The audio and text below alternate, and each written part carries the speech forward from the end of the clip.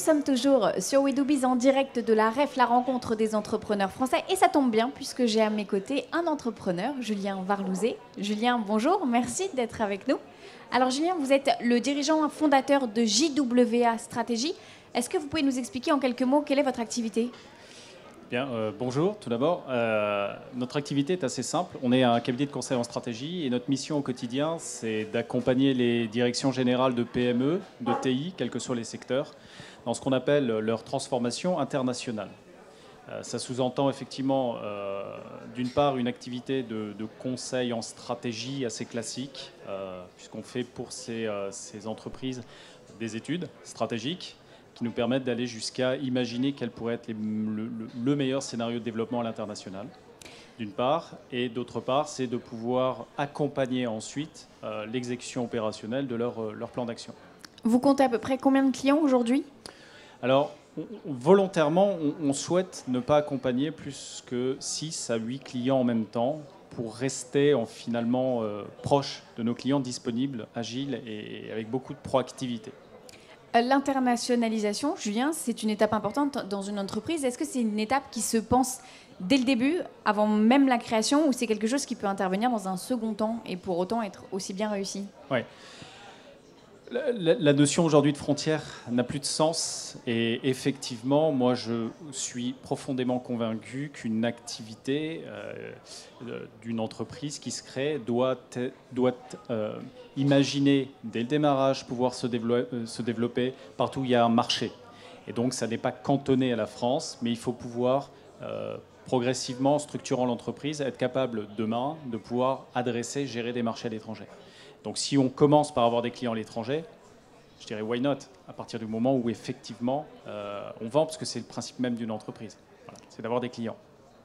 La croissance durable, l'internationalisation, pardon, c'est une étape clé dans une croissance durable.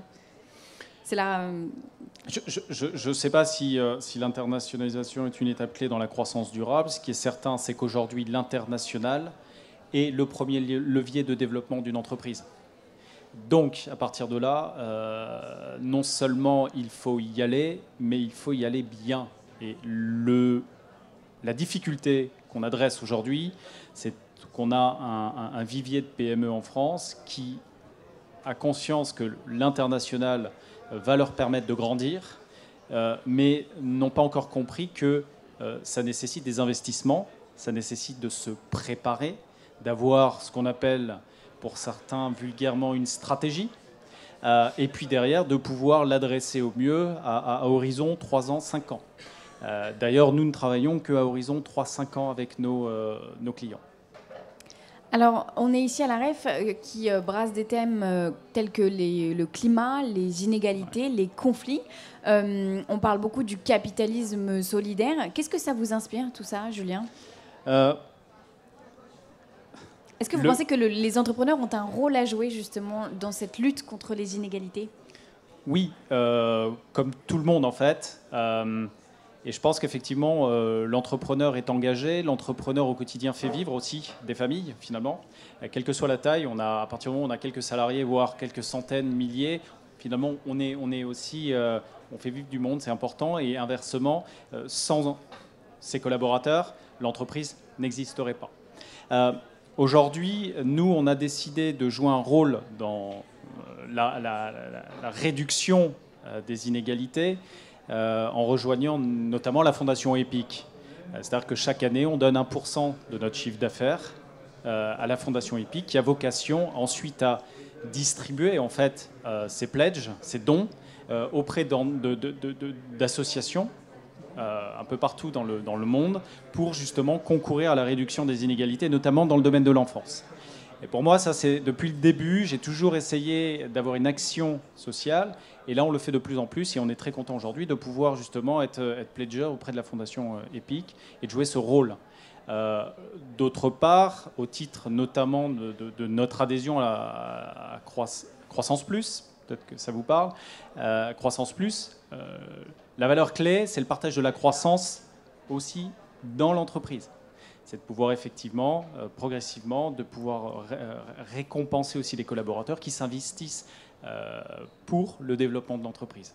Donc je vous dis, on a une action à la fois interne et aussi externe pour justement concourir à cette réduction des inégalités, même si effectivement à notre niveau c'est peu, mais disons qu'on fait déjà un petit pas, et je le souligne parce que c'est très important.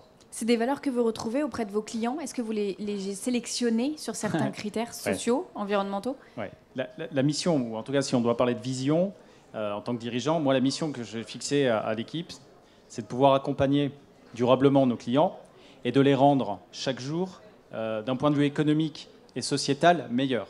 Ça veut dire quoi? Ça veut dire que s'il y a une divergence de valeurs avec nos clients, on peut décider effectivement d'arrêter de travailler. Et ça a été le cas au mois d'août. J'ai mis fin à un contrat avec un client parce qu'on ne partageait pas les mêmes valeurs. Et du coup, dans le choix de nos clients, aussi, on est très vigilant à ça. C'est-à-dire qu'on veut des clients avec qui on sait que ça va être constructif. À partir du moment où on ne partage pas les mêmes valeurs, et notamment toutes les valeurs humanistes, ça ne peut pas fonctionner. Du coup, on ne peut pas produire un travail, on ne peut pas produire des résultats, des livrables qui soient de qualité. Un dernier mot peut-être, Julien, on parle beaucoup du capitalisme de demain. Moi, j'ai envie de vous demander à quoi il ressemblera l'entrepreneur de demain? L'entrepreneur de demain, je pense que l'entrepreneur de demain, on n'évaluera pas finalement sa réussite à la profitabilité de l'entreprise, mais à son engagement social et à l'impact qu'il a sur la société. Et ça, moi, je le dis haut et fort aujourd'hui, et c'est ce qu'on vise. C'est que finalement, on ne cherche pas forcément à être profitable, on cherche à avoir un impact sur la société.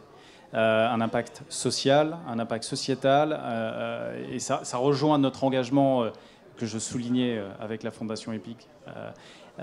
Et le rôle de l'entrepreneur demain, il est encore plus qu'aujourd'hui, effectivement, bâtisseur pour rendre le monde viable, meilleur. Et on verra. Mais en tout cas, moi, cette envie, je ne fais pas ce que je fais pour gagner simplement de l'argent. C'est vraiment parce qu'il y a cette volonté aussi de pouvoir avoir la légitimité à un moment donné de prendre un drapeau, un porte-voix et de pouvoir parler parce qu'effectivement, ok, je suis dirigeant, donc je rencontre beaucoup de monde et notamment des dirigeants. Et ça reste des canaux de communication qui sont de vrais moteurs pour, derrière, aussi diffuser des messages clés.